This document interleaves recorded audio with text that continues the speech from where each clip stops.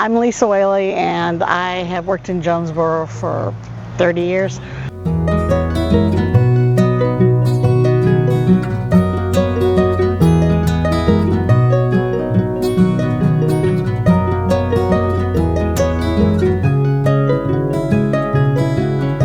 I have a journalism background, and I have a brother who lives in Elizabeth, and so the first time I came out here to visit this area, I thought it was the most beautiful place I had ever seen in my life. And I was out of college, and I thought, well, let me just apply at some newspapers. Got a job up in Southwest Virginia working for the Bristol Herald Courier, and then eventually found my way down here and got involved with the Herald and Tribune probably as a reporter 20 years ago. And or 25 years ago, and then have worked as publisher there for a long time, and then now I'm at the International Storytelling Center. Bristol Herald Courier was a daily. I have two daughters, and so actually I ended up at the Herald and Tribune when I had my first daughter, and it was just an opportunity. I was actually lifestyles editor over at the Johnson City Press, which is also a daily, and just it ended up that with wanting to switch to part-time and more time for family, I went ahead and got on board with the Herald and Tribune, working as a part-time writer for a while, and then eventually moving up to publisher at that spot.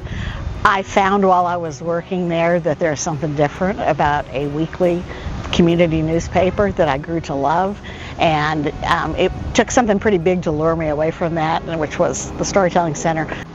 Little weekly newspapers like the Herald and Tribune, they stay in touch with the community. You know your community.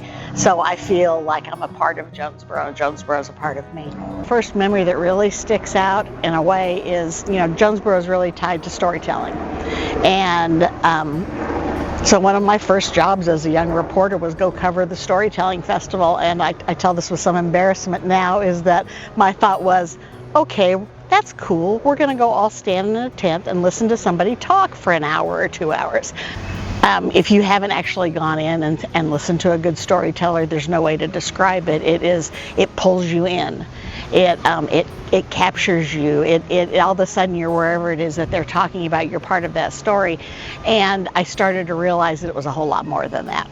So year after year with the newspaper, I would come and cover at the Storytelling Festival. But that first memory is standing in a tent in Jonesborough, getting all ready to be bored out of my mind, and all of a sudden finding this magic that I didn't even know existed. One of the storytellers that Andy Offutt-Irwin, and he was telling me that storytelling is the one art. He said it's not just yours. He said, I will do the picture, but the story belongs to you because it's in your head, and it's also something that we create together. We're in the Jimmy Neal Smith Park. And as you know, Jimmy Neal Smith was the founder of the Storytelling Center and the Storytelling Festival, which started back in 1973 with a few bales of hay, a handful of storytellers, and a few audience members, because he had the idea that he wanted to turn this into something special. I always say he was somebody that was able to think outside the box, and you need somebody like that to create something that's never been here before. And as part of that, one of the many discussions that once the Storytelling Center was starting to roll and all the different things were going on, he had, I think if I remember correctly, he had been somewhere where they had utilized the park area as like a storytelling aspect, but also something where people could gather together. So they decided they needed this park.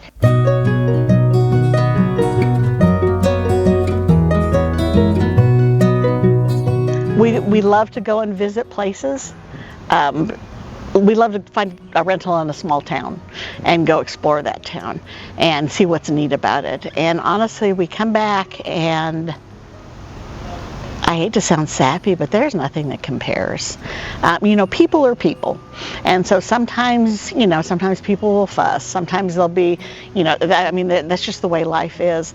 But I don't think I've ever seen a place where people work together so much, that they encourage each other so much, that, I remember I covered this in the newspaper for a long time. So, and a lot of times it's not the happy stories that are in the newspaper. So I got to see it all, but, somebody's in trouble and this whole little wealth of ladies get together and they're trying to figure out how to take care of it. Somebody needs something and somebody's scrambling to help. Everybody, I don't think I've ever met anybody here that is not happy to be here. Jonesborough combines these deep roots, amazing history, beautiful buildings. It has all of that, but it has the arts. We're getting ready to open the Jackson Theater, which I'm so excited about, because as a reporter, I've been covering that when they were first talking about it. It's been a long, long way. And so we've got that. We've got the Storytelling Center, which, with the new president on board this year, Michael Carson, who's excited and looking for the future about what we're going to be doing. So I really believe we're going to get bigger and better, but bigger in a good way, in the sense of, maybe be able to reach out to more folks. We do a lot of entertainment and uplifting in that particular aspect, but we've also been able to reach out to schools. We've been able to help kids feel better about themselves, help teachers feel better about what they're able to present. Folks that maybe don't realize how valuable and special they are, we've been able to lift that up. And so that's something that hopefully we will be able to do more of as we continue to move toward the future. I'm probably one of the few weird reporters in the world that used to love to go to the BMA meeting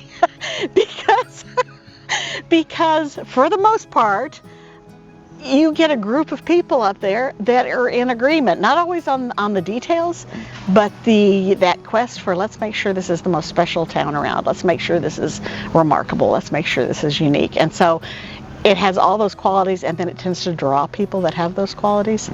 So, staff-wise, I think we're superior here. There is no place prettier, honestly, and I have been to a lot of different towns, but this is a beautiful town. And mostly, I have talked to so many people who have moved here and said, wow, I have been welcomed, and I now feel like I'm just part of the town, and this is something special. So, yeah. I grew up in Washington State. I was actually born in West Virginia, and then grew up in eastern Washington, town of Touchy, population 300. But I had the brother who lived down here, and after I had my journalism degree, and I was thinking, well, where shall I go? And came down here and started working, and I liked it, and then I met my husband, and it's home. I was thinking the other day, I thought, I think I can call myself Southern now, because I've lived here for 30 years now, so surely that counts. Because of who Jonesborough draws, I have, politically, you're going to see all over the map, and every bit is welcome, and nobody's ostracized. Nobody sits there and throws rocks at one or looks askance, because you're either a Republican or a Democrat. You have all sorts of different ideas, different churches. And I really think it goes back to that genuine caring for everybody in the town.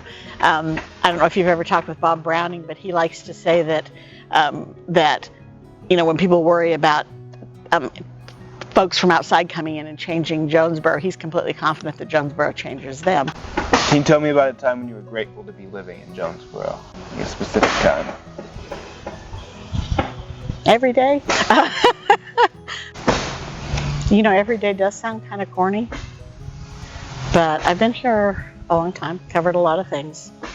There's days that, always days that I'm grateful, but anytime there's been anything going on, whether my daughter's wedding, whether we're doing something particular, Jonesborough makes me feel special.